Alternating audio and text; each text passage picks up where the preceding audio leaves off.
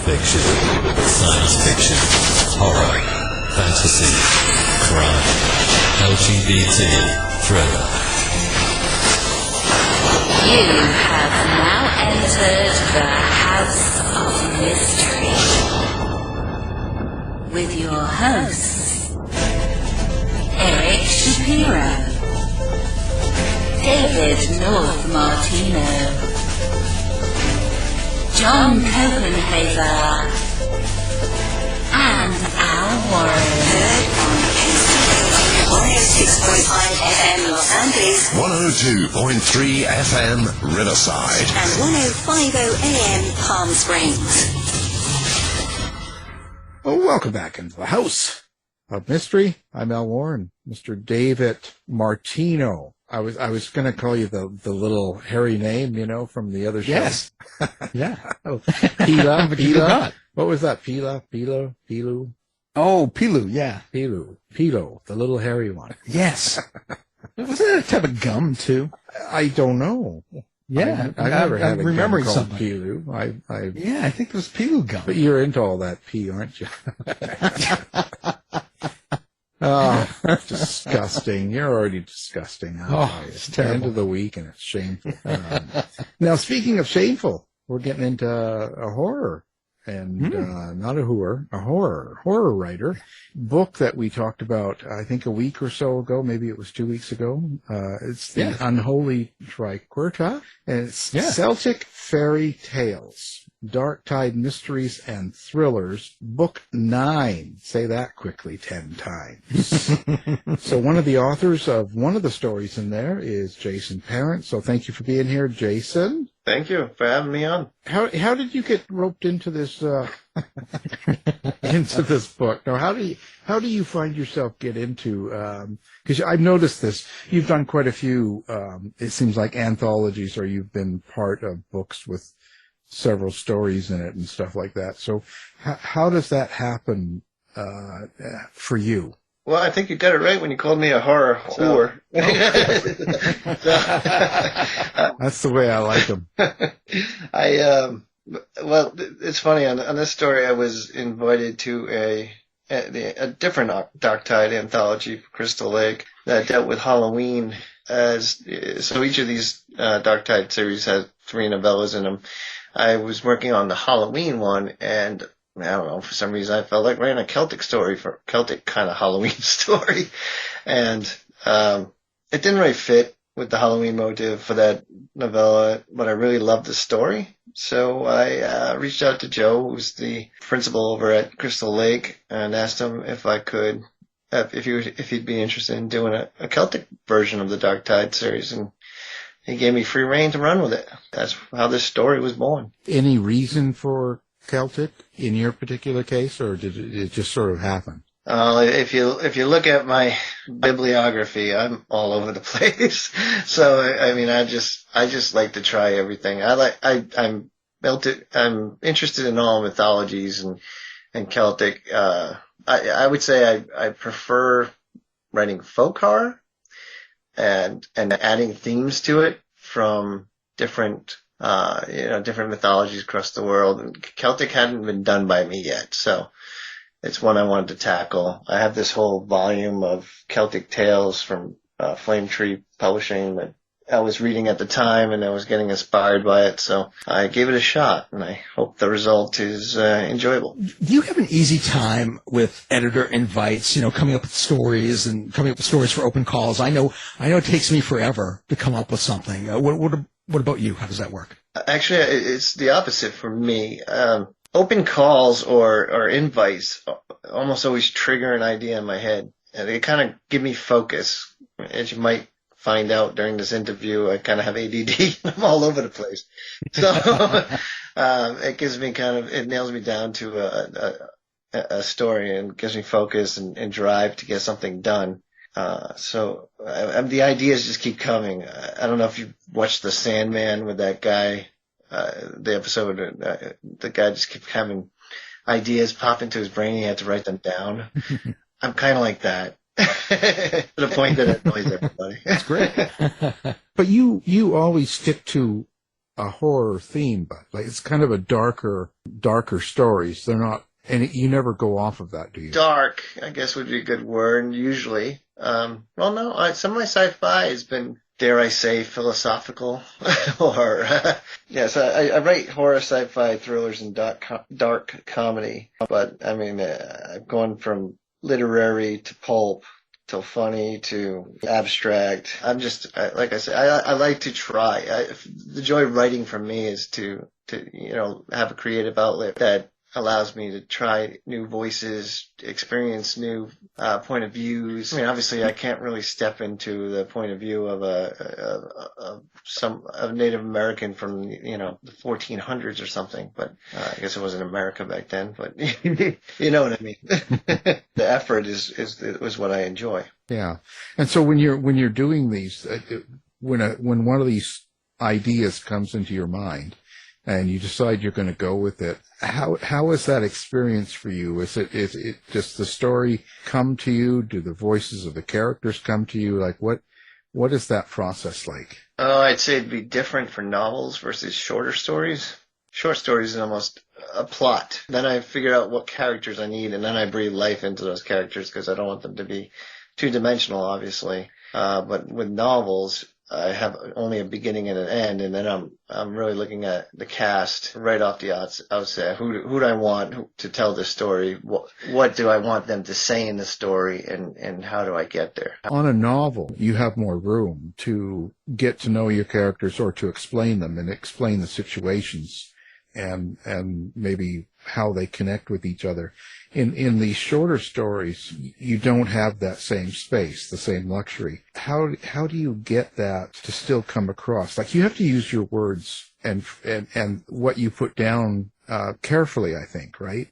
Because me as a reader in a short story, I have to understand the character and the dilemma and what they're going through and why it matters right away almost. Well, I think I'm pretty economical in my word choice as it is. I don't like filler, so I don't like reading filler. Like Stephen King is king for a reason, the master. But like I was reading Revival, for example, and he had many pages on 60s music. And if you don't have a deep appreciation for 60s music, you kind of lose focus on the novel. Conversely, to give the man his due, The Outsider, the beginning of it was this fast-paced police interview of all the suspects in the crime that went down, and it was some of the best writing I've ever read. So I try to stick towards that latter. active voice, let the characters be developed as the story unfolds. No information dumps, no wasted space. Do you consider yourself a natural short story writer or a natural novelist? Do you have a preference? This is going to sound kind of BS too, but I'm in the middle. I actually find long fiction, like the novelette or novella size, perfect for me. Maybe because I find novels have a lot of filler and short stories don't have a lot to tell, a lot of room to tell a bigger story. I mean, a grandiose story or something with more than just a few scenes. And a lot of people call them short novels too, the novellas. So you're still a novelist. Well, I have written 10 novels, but I do prefer, I think I prefer the stories of the length in this Unholy Triquetra. We're all still debating on how to say that, but I prefer that. I think I prefer this length. So I have a few novelettes out there that I kind of sell as chapbooks. Yeah, I think those are some of my strongest stories. So now in this new book, your story is a knot within a knot. So tell us a little bit about that story. What's the premise of this? So that image on Unholy Triquetra is kind of like the Celtic knot. And a knot, three-pronged, hence the try. I don't know if that is a very good explanation, but what I try to do is a three-pronged story within a three-author collection. So again, I was given free reign, so this was like, it was me trying to be absurdly creative maybe, but it gave me a lot of enjoyment because I was the guy that's tying the stories together. My story has 3 parts, and they are taken from the point of view of 3 different characters. But while I'm telling that story, I'm weaving in elements of Willie and Curtis's stories. So I set the premise with the plane in a storm, and it crashes. So it actually breaks apart in the air, and Curtis's story is pretty much the front part of the plane, while my first part is the rear. And we follow a gentleman in the first part that's trying to get home from a conference in Italy back to America, because I know American, that's easy for me to write. Started with that. And his ordeal that goes through the night and into the next day. Then we look back at Curtis's story, which is pretty much the front of the plane the night before.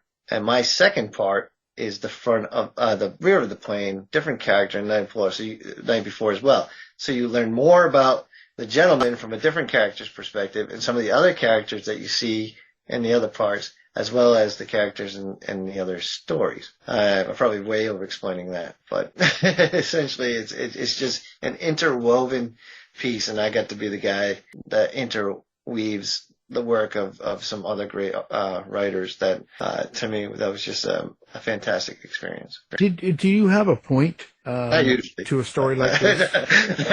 No, there's only one point. No, but I mean, at the end, is this just purely entertainment then? Like, do you have a theme or an idea in this story as well, or no? So my goal with every story is always first to tell a great story that people are going to enjoy. Obviously, though, my themes, my politics, although I try to keep them subtle, our biases, they work their way in regardless. With my first part of the story, it's obvious and probably maybe too in your face, but we're taking it from the point of view of a man who's gonna survive a plane crash, but then enter this woodland community where he's making assumptions based on what he sees, assumptions that inevitably turn out to be wrong. And the theme is obvious, and how I feel about how we're not accepting of other cultures and other perspectives, and when we make assumptions about them, we're doing them and ourselves a disservice. Right. So basically, a Republican crashes on a plane. Yeah, I didn't say that, but you did. That's right. I'm fine. I have no problem saying things. Well, I'm from Massachusetts, so I mean, I should tell you. I used to be able to say it. I should tell you my politics, but not so much these days.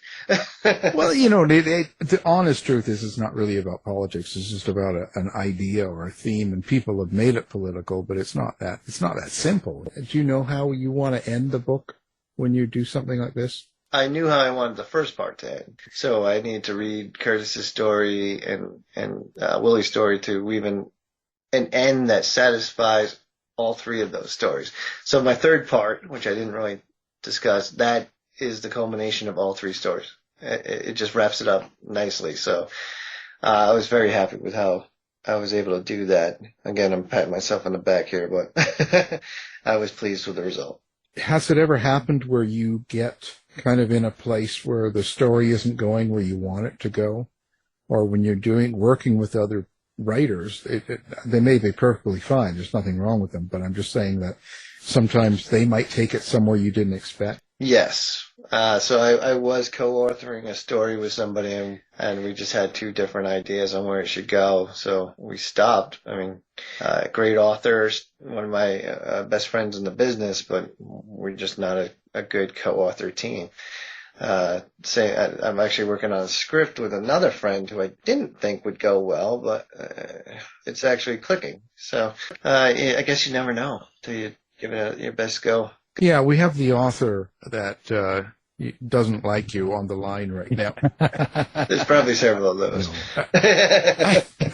How does one handle a situation of working with other authors? Like, how is it that you take that process on? Like, if I was to set up with another author now that I think would be good, what's the basic kind of outline that you use when you call someone? Oh, well, I would have to say I would be the difficult. I'm not for publishers and editors. I am very easy to work with, but if it was somebody I would probably be the difficult co-author if we were working on the same story, because I do like control over the plot and the characters. I'm open to other ideas, and certainly people have great ideas that are far better than mine.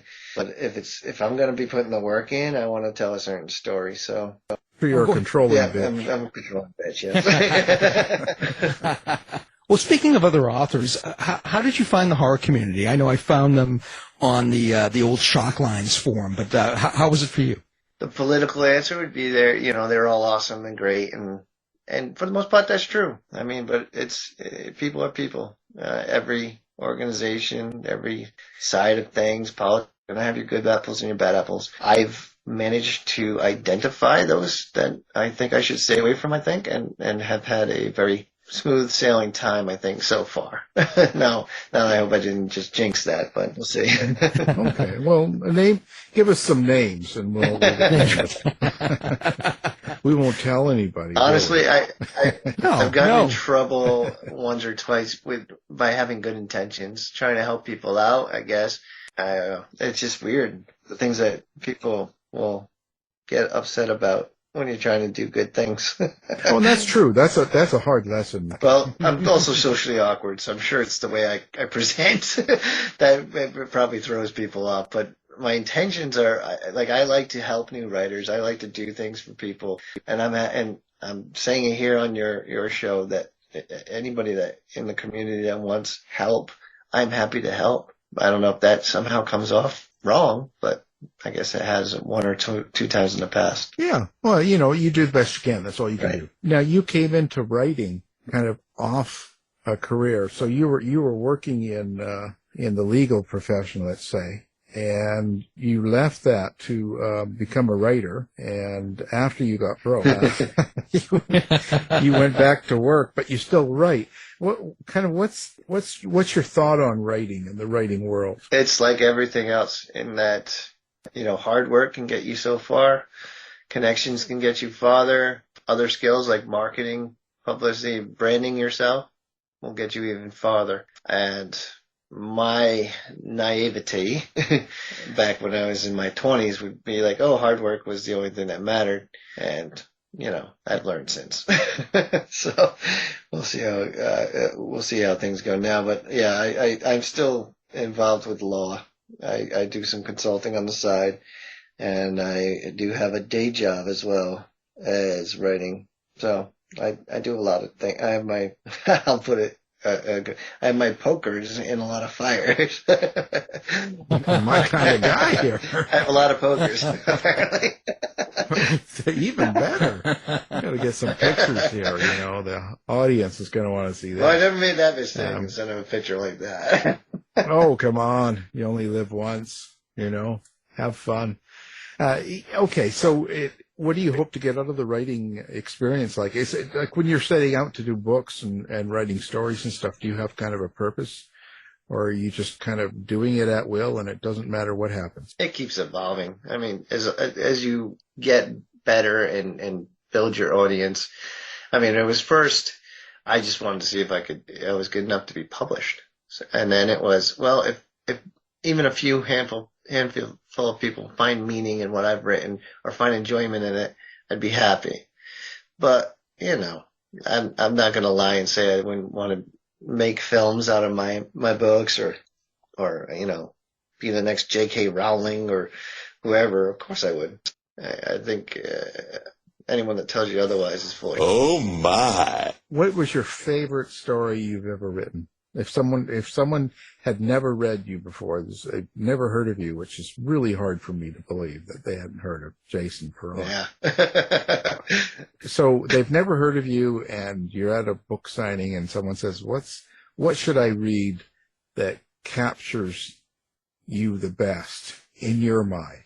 What would you tell them to read? I was asked that question probably 10 times at the convention I just did last weekend. And I don't have an answer for it because I write so diversely and with so many different genres and point of views and styles and voices that it's hard to say that. I'd say the one I had the most fun writing was my novel They Feed. It's because it's a fast-paced action horror, 80s style, campy, it's just a lot of fun. So, and I could tell I had fun with it because I wrote it fast. It didn't take me years and years to write. It only took me, I think, 5 or 6 months to finish it. So, well, first draft. So what makes a good story for you then? Like when you're reading a book or a short story or whatever you're reading, what is it that keeps you interested, and what is it do you think that at the end of it you go, wow, that was great?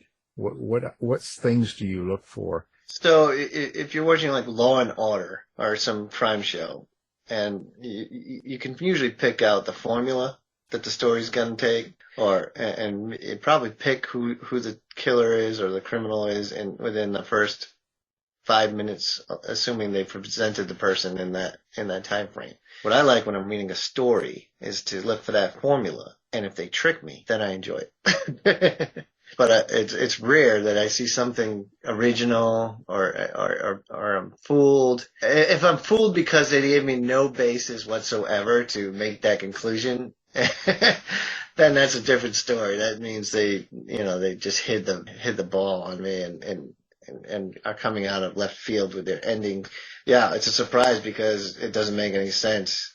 But if they can make me miss the breadcrumbs that they've laid and tell me a compelling story, then that is what I get excited about. What I'll review and post comments on and push. I don't have any bias. Well, I'm sure I have biases, but what I love and promote is 100% what I love and promote. And when you're writing your characters, what's that process like for you? Like, do you have characters that you absolutely love to write, and even though you've written their story and it's done, you still think about that character? Yes. The ones I love to write are villains, for sure. Oh, yeah, I figured. Well, unless they're disgusting villains. Like I had a stepfather that was abusing one of the main characters, and he was tough to get into his skin for as long as I did, because I am like the method actor of writing, I would say. I try to get into the character, fully immerse into the characters, so that I can write them as if I think that's what helps me make them seem real or feel real to the reader. And being in that headspace too long is kind of creepy and gross. But the villains that are delightfully nasty, that you almost want to root for, especially if they're killing somebody that's not too likable in his own right or her own right. Yeah, I enjoy those the most. But then I have a novel called Unbalanced, where the main character suffers from some mental illness, and he's very uncomfortable. And he's so uncomfortable because he's pretty much me. And that's a tough character to be. Do you have an internal monologue? Can you hear your characters? Is that how you create your characters' dialogue, or is there some other way that you do it? Absolutely. I hear every one of them. There's one author that I enjoy. His name is Rob Smales. When I'm going to readings, I've seen him read, and he's just fantastic. He gives voice to the characters. He's just I cannot. Obviously, listening to me now, you probably already want to put a gun to your head. But he's just a fantastic reader. When I read them in my head, I read like that. So everybody's has a voice. Everybody, and I'm probably borrowing subconsciously from actors or people that I know, but they're all fully fleshed out people in my head, and my goal is to make sure they're fully fleshed out on paper as well. So when you say you're the method writer, then that means you dress up like your characters, and when they're killers, you go out and kill people and all that too? Like you just... No, I just use meth. There you go. That works too, right? Hey. Come up with some really good ideas. Yeah. Do they let you drive or no? My handlers don't always let me drive. No. Yeah, I could see that. Yeah. So when you're, do your characters take control of the story sometimes? Oh yeah, I always, so that, you've probably heard phrases plotter and pantser. Yeah. I'm like a part-time plotter, I guess. I start with, I have an ending usually, and I have a beginning, and I would probably outline the first 3 chapters where I want to go. But characters take over scenes, things, they do things that I didn't expect until I write it down on paper, and the whole story changes from there. Strange. Has there ever been a story that you have been unable to finish? Yes, but only because it was, so when I first tried to write a novel, it was fantasy. I learned very quickly I cannot write fantasy. Inventing, so the imagination it takes to invent races of creatures with their own dialects or even languages. It amazes me that people like Patrick Rothfuss, George R.R. Martin can conceive. Well, George R.R. Martin's, Game of Thrones, A Song of Fire and Ice, was pretty based in reality. Well, okay, there were dragons. Besides the dragons and some zombies.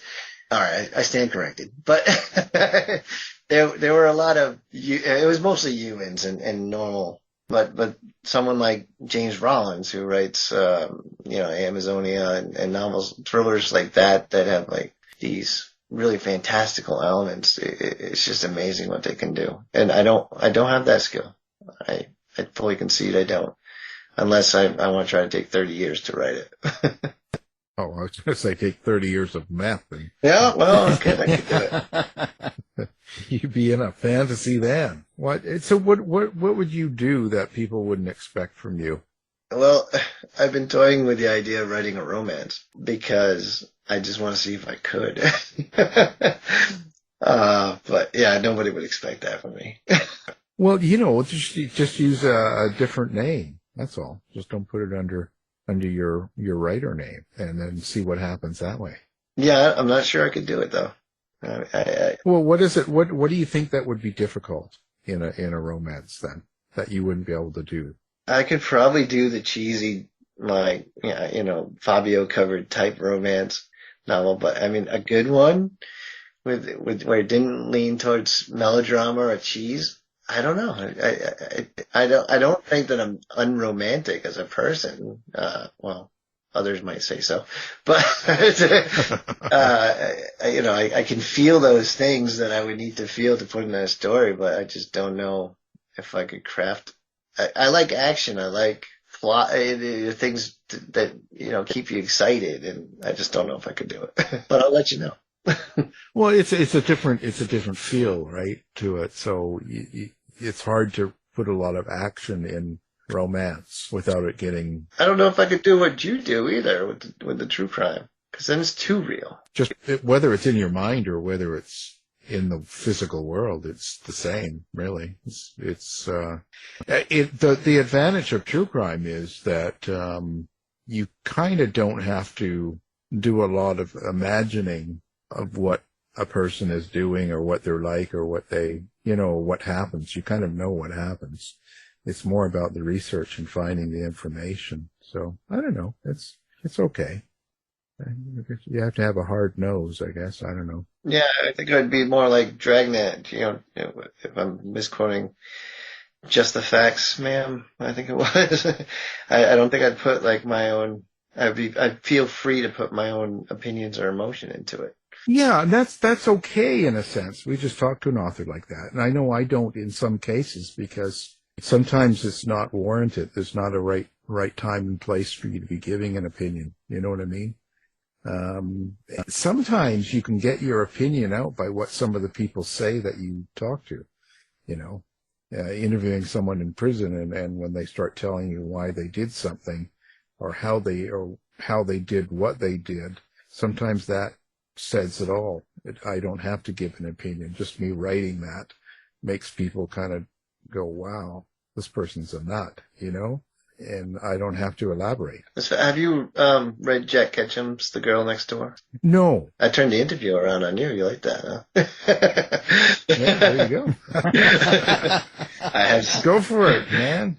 Get the whip out. Yeah. It's just this brutal story based on true crime about what I think there were neighbors did to a young girl. Awful story, but so powerful and well written. And he like you read that story and you're just floored afterwards and gutted. And how he could do that with so much tact and taste, my hat's off. So I think that would be the same for most true crime writers. If they can pull it off with tact and taste and class, then I don't know if I could. Yeah, well, I think you could if you've got a heart, and it sounds like you do. I mean, you're kind of, all over the place, but I think that you genuinely care, and I think that's all it is. When you read back something and you're not sure, a lot of times you can attach it to how would I feel if this was my brother, sister, daughter, friend. You know what I mean? Like you attach it to yourself. And if you're a reasonable person, then you kind of go, well, yeah, I should do it this way or do it that way. And there are writers that don't, believe me. There are some that are savages out there. Yes. I'd say you're making the assumption I'm a reasonable person. Well, reasonable when you're not on meth. Oh, meth is just one of many drugs that we. Yeah, you can tell you've got a sincere voice that comes out. So I think it's just choosing. You know what I mean? Because you yourself, when you say that with the tact and the class and all that, that means kind of what's right and what would be wrong in that particular case, and that's the way you go when you're doing it, and if you have that, so you'd be fine.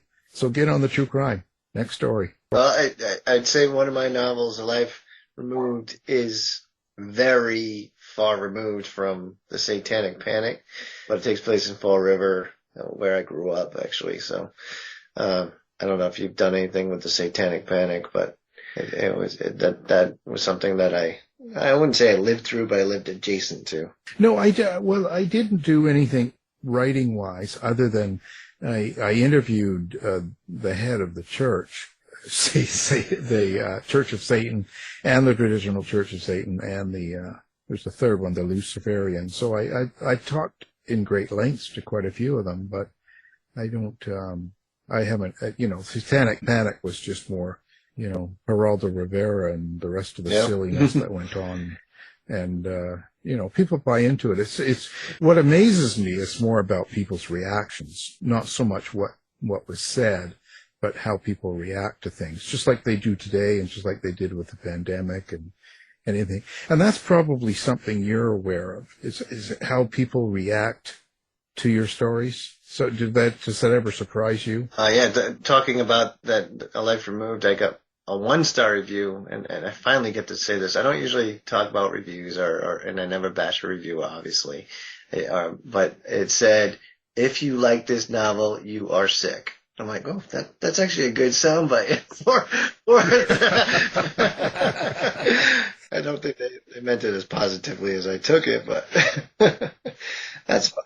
And personally, I'm not really a fan of a lot of the reviews, sort of systems, but you got to take it as it comes, right? In a way, that is a good review, in a sense. Yeah, I'd say when I first started, I've been writing for 2 decades now. It's like I started publishing under this name in 2012 or so. So I used to monitor the reviews and never responded to them or anything, but and it hurt when you got a bad one. Now it's you get a thick skin after a certain amount of time, and it's just hopefully you'll win them over on the next one. Yeah, I think a lot of times the review, isn't it, sort of more about where they're at and where they're coming from. I mean, when you try to tell a story to someone that doesn't live in the same sort of circumstance that you live in, you might be totally alien to them, and what you write might be totally off to them. So a lot of times it's really kind of their circumstance. Right, but if you stick to the universals, everybody, if you hear the phrase "love is love," and everybody knows. Most people have felt the full range of human emotions and the full spectrum, but obviously everybody's different, has different degrees of how they feel about things, but they all know what it feels like to be, say, an outsider, or even if they're the most popular person in the world, they've at one time felt like an outsider. or felt inadequate or just like, and if you know how to write well, then you know how to convey that emotion to, I think, anyone, regardless of their background or their personal beliefs. Right. It's like being lonely in a crowded room kind of idea. But I think what I'm saying is that, a person might read something and it might be too close to real for them. It might hurt too much, and therefore you're getting a 1 star. I won't try to decipher their thought. I mean, it could be that I'm well aware that my stories will not work for everybody. So I'm okay with the 1 stars and the 5 stars and anybody in between. That's right. Well, I hunt down my 1 stars and I make sure they're eliminated. What's the phrase? Unalived. We eliminate them. We'll not want them. I got enough other stress in my life to not be worried about those people. Those folks. Yeah. It's kind of the thing not to worry about, really. Just look at the big picture. So listen, people, where can they find you? Like, are you hanging out in bars? Are you in... I'm usually hiding under rocks or... Hiding under rocks? Maybe in a bridge? Yeah. I'm all over social media and I have my Facebook page, authorjasonparent.com, Twitter, Instagram. Haven't done the TikTok thing yet, but everybody's telling me I should. Yeah, I'd be amused. Get on there. I'll do one of those little jump videos and all of a sudden I'm naked. There you go. See, now there. I'm on it. Get on this right now. I'll sell 1 book. Yeah, I'll buy one of each. And I'll give you a good rating. Oh, it's terrible. And now, do you have a website? Yeah, authorjasonparent.com. Perfect. Probably pretentious with I put the author in, but I set it up when I first started, so. Oh, well, actually, no, in a way, it's a good idea because so many people have websites and names up and it's kind of good in a sense because if there's other Jason parents out there, then you'll be more distinguished because you're a writer, author, Jason parent rather than just Jason. There are definitely a lot of Jasons with parents out there. So definitely a lot of parents that have Jasons. Yeah. So what's next for you? So this book's out now, and you're promoting it and stuff. What can we expect from the Jason next? Well, I'm working on a script, as I mentioned, and we already have a plan to pitch it to a fairly decent horror studio. I don't know how much I can say, but that's in progress. Other than that, writing wise, it's been tough lately. I have a collection coming out in September down in the deep dark places that you can make a joke about, I'm sure. And then another collection of Halloween stories coming out next year. Halloween is, and I grew up loving Halloween, and I think it was David on one of your other things it was the author you guys had on, who wrote the mystery. He has a whole mystery series. He said something about dressing up and cosplay, I think. But yes, I gotta enjoy that myself. So I've always loved Halloween. I think that shows in my Halloween stories. It's just the love and the spirit and the kind of mischief that goes with that night comes out in my Halloween stories. So I have high hopes for that collection, as I do think it is my best writing. Well, there you have it. Now you have an answer for that other question. Oh yeah, once it comes out. Yeah, well, so you tell people it's coming.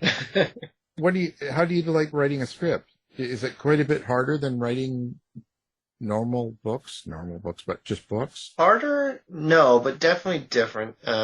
I think dialogue is one of my strengths, so that part is obviously very important in the script, as it is in your novel.